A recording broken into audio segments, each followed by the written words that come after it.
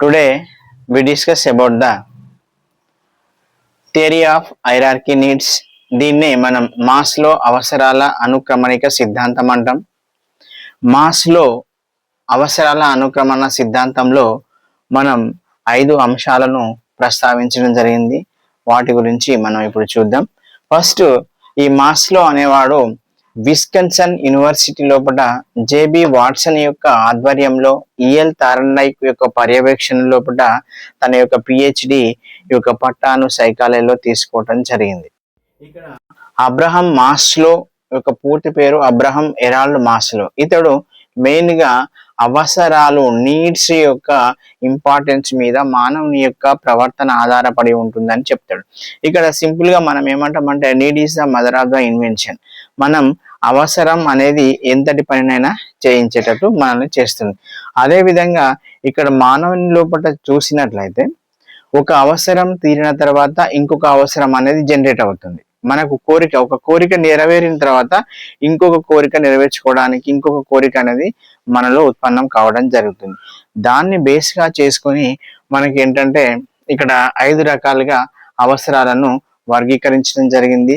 దీని లోపల first one ఏంటంటే శారీరక అవసరం, తర్వాత రక్షణ అవసరం, మూడవది ప్రేమ వాత్సల్యం, తర్వాత 4వది ఆత్మగౌరవం, 5వది ఆత్మ ప్రస్తావన. దీనిలో వీటిని మనం చూస్తే ఒకటి physical need, safety, love and affection, తర్వాత self respect, next self actualization. దీనిలో ప్రతిసారి మనకు టెట్ డిఎస్సిలో ఒక మార్క్ అనేది కంపల్సరీగా దీని మీద మాస్లో యొక్క థియరీ మీద రావడం జరుగుతుంది. First physical needs. Physical needs అంటే శారీరక అవసరాలు. ఫిజికల్ నీడ్స్ లో మనకి ముఖ్యంగా కావలసినవి గాలి, నీరు, ఆహారం, నిద్ర, లైంగిక జీవనం, మాతృత్వం. ఈ అంశాలు అనేటువంటివి ఈ యొక్క ఫిజికల్ నీడ్ కింద రావడం జరుగుతుంది. ఏ వ్యక్తి అయినా ముఖ్యంగా ఫస్ట్ తిండి, నిద్ర అనేటువంటిది ఫస్ట్ కోరుకుంటాడు. అవి 2 వచ్చిన తర్వాత తను ఇంటి గురించి ఆలోచించడం అనేది జరుగుతూ ఉంటుంది. ఇక్కడ ఫిజికల్ నీడ్స్ నెరవేరిన తర్వాతనే విద్యార్థి అనేవాడు లేదా మనిషి అనేవాడు ఏంటంటే మిగతా వాటి గురించి ఆలోచించడం జరుగుతుంది. ఇక్కడ మనకు ఒక బిట్టు అడగడానికి ఆస్కారం ఉంది. ఏంటంటే మధ్యాహ్న భోజన పథకం. ఈ యొక్క మధ్యాహ్న భోజన పథకానికి సంబంధం ఉన్నటువంటి సిద్ధాంతం ఏంటి అంటాడు. అంటే మాస్లో యొక్క థియరీ. ఎందుకు అంటే ఇక్కడ ఫిజికల్ నీడ్స్ అంటే మనకి ఏంటంటే తిండి అనేది ఫిజికల్ నీడ్ ఏంటంటే తిండి, గాలి, నీరు, నిద్ర అనేటువంటి మనకు ఫిజికల్ నీడ్స్. ఈ ఫిజికల్ నీడ్స్ నెరవేరినప్పుడు మాత్రమే విద్యార్థి అభ్యసించడానికి సంసిద్ధంగా ఉంటాడు. ఇప్పుడు ఉదయాన్నే ఏమీ ఆహారం తీసుకోకుండా పాఠశాలకు వచ్చినటువంటి విద్యార్థి తను ఆకలిగా ఉన్నప్పుడు పాఠం ఎంత మంచి ఉపాధ్యాయుడు చెప్పినప్పటికీ ఆ విద్యార్థి దాని మీద కాన్సన్ట్రేషన్ చేయలేకపోతాడు.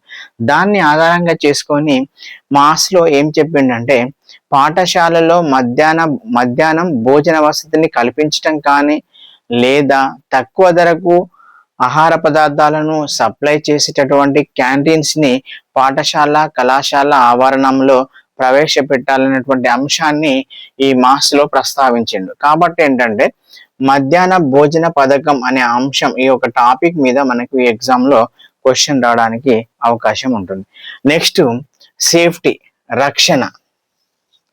మనకి ఏంటంటే ఫస్ట్ ఫిజికల్ నీడ్ ఆహారం, నీరు, నిద్ర ఇవి లభించిన తర్వాత వ్యక్తి సెకండ్ ఏంటంటే సేఫ్టీ కోరుకుంటాడు. నేను ఇక్కడ ఉంటే సేఫ్టీగా ఉంటానా లేదా, నేను ఇక్కడ నిద్రపోతే ఇక్కడ పడుకుంటే నేను సేఫ్టీగా ఉంటానా లేదా, ఎవరైనా వచ్చి నన్ను కోపడతారా, తిడతారా, కొడతారా, లేకపోతే పడుకున్న తర్వాత ఏదైనా పాము, కీటకము ఏదైనా వచ్చి కరుస్తుందా, ఇలాంటి వాటి వల్ల ఇతనికి ఏం చేస్తాడంటే ఒక అవసరం తీరింది, ఫిజికల్ నీడ్ తీరిన తర్వాత రెండవది సేఫ్టీ కోసం ఆలోచిస్తూ ఉంటాడు.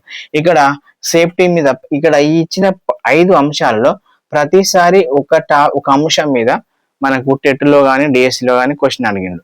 ఇక్కడ సేఫ్టీ అంటే మనకు ఒక ఎగ్జాంపుల్ చూద్దాం. బజారులో వెళ్తున్నటువంటి ఒక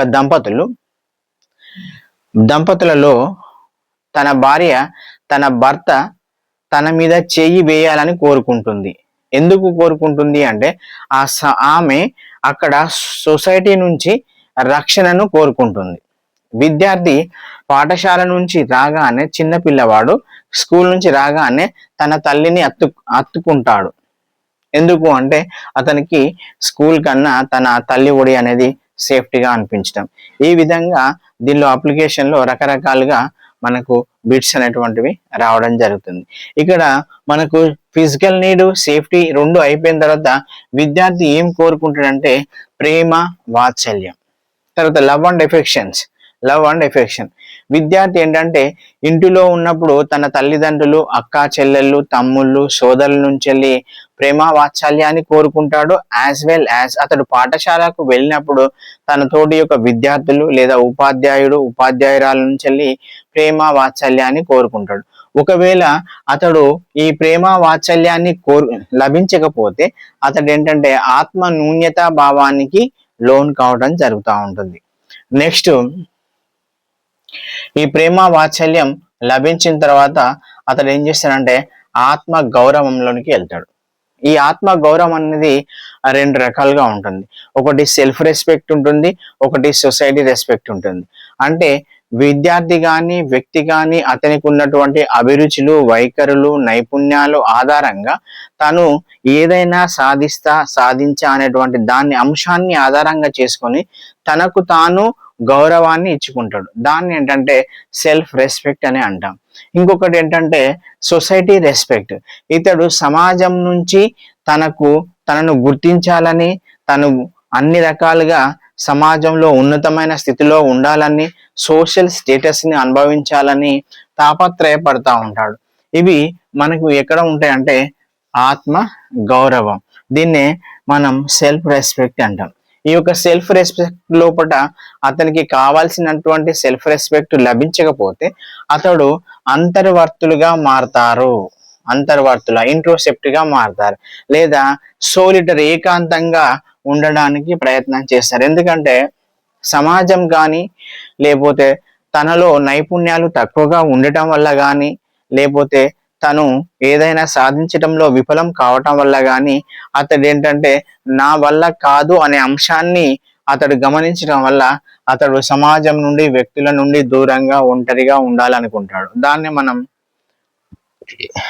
ఏకాంతం అంటాం. వాళ్ళు ఏ విధంగా వ్యవహరిస్తారంటే ఇంట్రోవర్ట్స్ గా, అంతర్వర్తులుగా వ్యవహరిస్తూ ఉంటారు. ఎవరితో ఏ విషయాన్ని షేర్ చేసుకోరు. నెక్స్ట్, ఈ ఆత్మగౌరవం లభించిన తర్వాత లాస్ట్ స్టేజ్ ఏంటంటే ఆత్మ ప్రస్తావన. దీన్ని ఏమంటామంటే సెల్ఫ్ యాక్చువలైజేషన్ స్టేజ్. దీన్ని చాలా తక్కువ మంది మాత్రమే చేరుకోగలుగుతారు. ఎప్పుడైతే ఈ యొక్క physical need, safety, love and affection, self respect అన్ని అచీవ్ చేసిన తర్వాత వాళ్ళు సెల్ఫ్ యాక్చువలైజేషన్ స్టేజ్ లోనికి వెళ్తారు.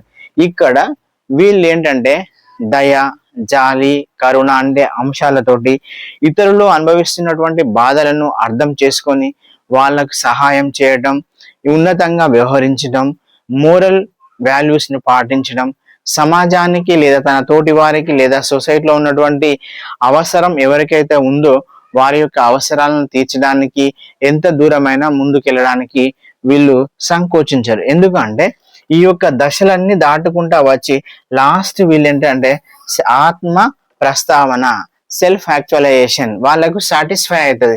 నేను ఒకరికి హెల్ప్ చేశాను, ఓకే, నా యొక్క లైఫ్ ఓకే, నాకు వచ్చిన ఈ భూమి మీదకు వచ్చినందుకు నేను ఒక మంచి పని చేశాను అనేటువంటి విలువలతోటి ఉన్నటువంటి స్టేజ్ని ఏమంటామంటే ఆత్మ ప్రస్తావన, సెల్ఫ్ యాక్చువలైజేషన్ స్టేజ్ అంటాం. ఇప్పుడు దీని మీద మనకి ఏంటంటే బిట్ ఏమంటాడంటే ఒక వ్యక్తి దారిలో వెళ్తున్నటువంటి ఒక పిల్లవాడిని చేరదీసి తనకు ఒక అనాథాశ్రమంలో చేర్పించడం జరిగింది. ఒక రోడ్డు మీద అడుక్కుంటున్నటువంటి విద్యార్థిని, ఒక పిల్లవాడిని చేరదీసి తన దగ్గర ఉన్నటువంటి డబ్బులతోటి కొత్త బట్టలు కుట్టించి, ఆహారం ఇప్పించి తనను ఒక పాఠశాలలో అనాథాశ్రమ పాఠశాలలో చేర్పించడం జరిగింది. దాని ప్రకారం ఆ వ్యక్తి మాస్లో ప్రకారం ఈ క్రింది వానిలో దేని కిందికి చెందుతాడు అంటాడు. అంటే సెల్ఫ్ యాక్చువలైజేషన్ స్టేజ్ కిందికి వస్తాడు. ఈ విధంగా వివిధ రకాలుగా మనకు దీని మీద బిట్ రావడం అనేది జరుగుతూ ఉంటుంది. ఇది కంపల్సరిగా దీని నుంచి ఒక బిట్ మనం ఎక్స్పెక్ట్ చేయవచ్చు. దీనిలో ఖచ్చితంగా ఏంటంటే వరుస క్రమం అడుగుతాడు, ప్రతిదీ అప్లికేషన్ మెథడ్ లోపల మనకు క్వశ్చన్ ఇవ్వడం అనేది జరుగుతుంది. కాబట్టి ఇందులో ఉన్నటువంటి ఈ ప్రతి దాన్ని మనం ఏంటంటే అప్లికేషన్ ఓరియంటెడ్ గా అబ్జర్వేషన్ చేసినప్పుడు మాత్రమే దానికి మనం సరైన సమాధానం ఇవ్వగలుగుతాం. Okay, this is the Maslow theory లేదా మాస్లో అవసరాల అనుక్రమణిక సిద్ధాంతం. Okay, thank you one and all.